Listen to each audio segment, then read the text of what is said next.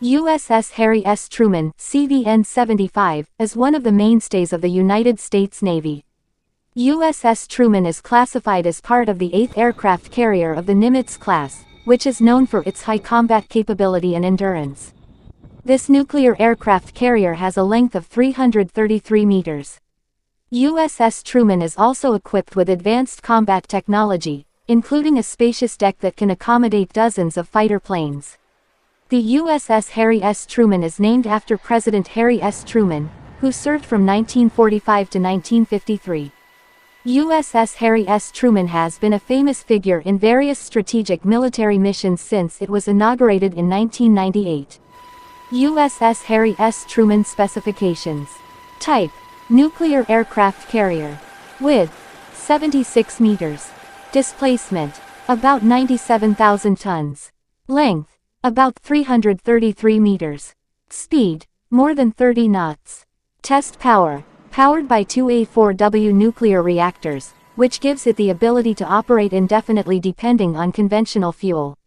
Facilities: USS Truman is equipped with a large flight deck capable of accommodating various types of fighter aircraft, such as the F/A-18 Hornet and aerial refueling aircraft.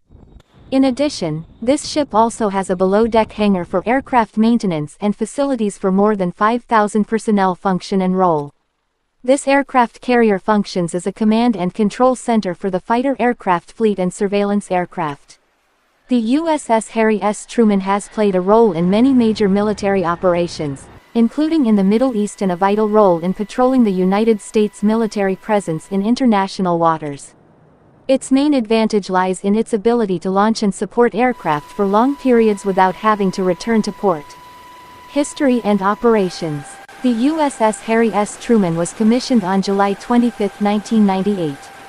It has since operated in many international missions, both in combat operations and in humanitarian missions and joint exercises. The ship is often part of the U.S. Navy fleet deployed to strategic areas, such as the Mediterranean and the Persian Gulf.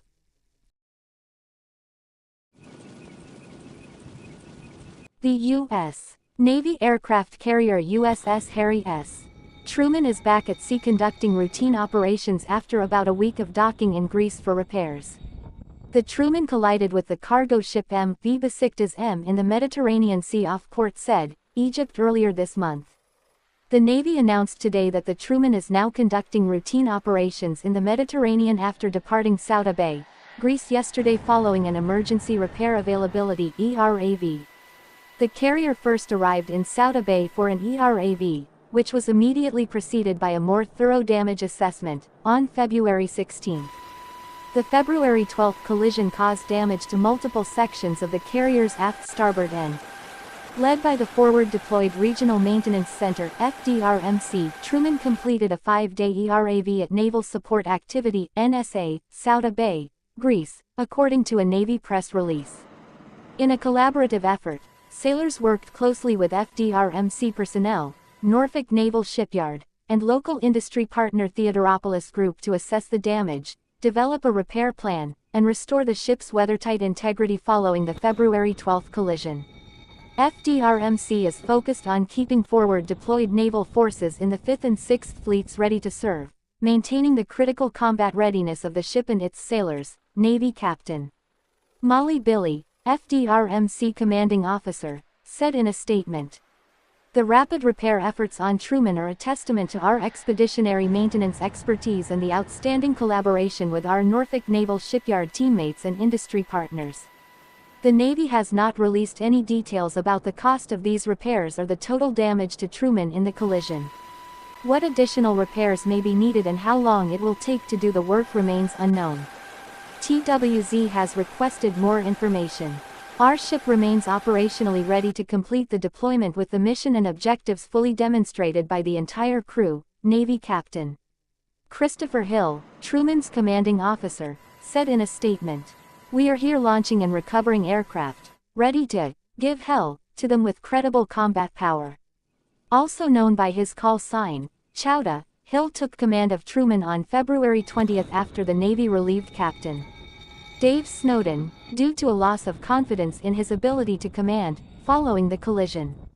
An investigation into the incident is ongoing. Hill previously commanded the aircraft carrier USS Dwight D.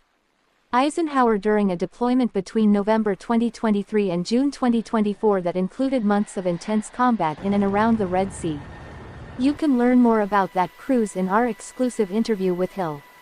Prior to the collision, Truman and her Air Wing, as well as the entire strike group, had also conducted operations in and around the Red Sea.